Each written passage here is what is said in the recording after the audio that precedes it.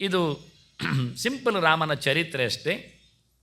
ಜೇಯಂ ಸದಾ ಪರಿಭವಗ್ನಮ ಅಭೀಷ್ಟದೋಹಂ ತೀರ್ಥಾಸ್ಪದಂ ಶಿವವಿರಿಂಚುನುತಂ ಶರಣ್ಯಂ ಭೃತ್ಯಾರ್ತಿಹಂ ಪ್ರಣತಭಕ್ತ ಭವಾದ್ಯೋಷಂ ವಂದಾಮಹೇ ಪುರುಷತೆ ಚರಣಾರವಿಂದಂ ಅಂತೇಳಿ 7 ಮಾತುಗಳು ಇಲ್ಲಿ 7 ಕಾಂಡದ ಚಿಂತನೆ ಇದೆ ಅಂತ ತೋರಿಸಲಿಕ್ಕೆ.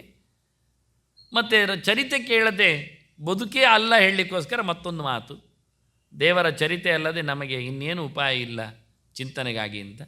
ಕೊನೆಗೆಲ್ಲರೂ ಕೇಳುವಂಥದ್ದು ರಾಮರಾಜ್ಯ ಬೇಕು ಅಂತ. ರಾಮರಾಜ್ಯ ಯಾಕೆ ಕೇಳಿದರೆ ಅಲ್ಲಿ 10 ಬಗೆ ಇಲ್ಲ ಅಂತ. ಮೂದಿತನ ಬರುವುದಿಲ್ಲ, ರೋಗಕ್ಕೆ ಅವಕಾಶ ಇಲ್ಲ, ಮತ್ತು ಎಲ್ಲಿಯೂ ಯಾವುದೇ ರೀತಿಯಾದ ಶೋಕ ಮೋಹಗಳಿಲ್ಲ, ಇವೆಲ್ಲ ಇಲ್ಲದ ಹಸಿವಿನ ಕಂಗೆಟ್ಟ ಬದುಕು ಅಲ್ಲ, ಬಡತನ ಇಲ್ಲ.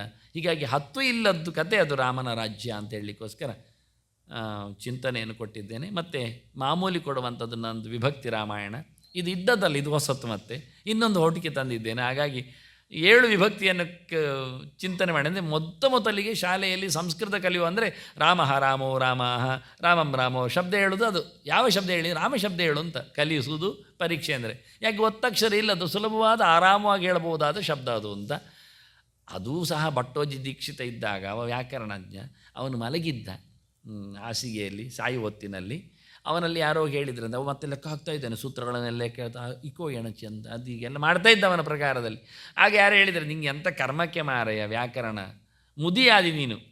ಅವನ ಚಿಂತನೆ ವೈಯಾಕರಣ ಸಿದ್ಧಾಂತ ಕೌಮದಿಂದ ಬೆಳದಿಂಗಳು, ಸಿದ್ಧಾಂತ ಬಿಡಿ, ವ್ಯಾಕರಣ ಬಿಡಿ, ಕೊನೆಗೆ ಅನ್ನು ತೆಗೆದ್ರು ಮುದಿಯಾಗಿದ್ದಾನೆ. ಆದರೂ ಹೇಳ್ತಾ ಇದ್ದಾರೆ ಎಂಥ ಮಾರೆ, ಎಂಥ ಕರ್ಮಕ್ಕೆ ರಾಮ ರಾಮ ರಾಮ ಹೇಳುವುದು, ಅದೆಂತಕ್ಕೆ ರಾಮ ರಾಮ ಹೇಳಬೇಕು?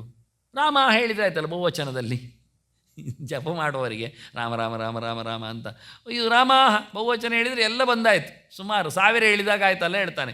ಇಂಥ ತಲೆಯವರಿಗೆ ಜಪ ಮಾಡಲಿಕ್ಕೆ ನಾವೆಂತ ಹೇಳಲಿಕ್ಕೆ ಆಗ್ತದಲ್ಲ.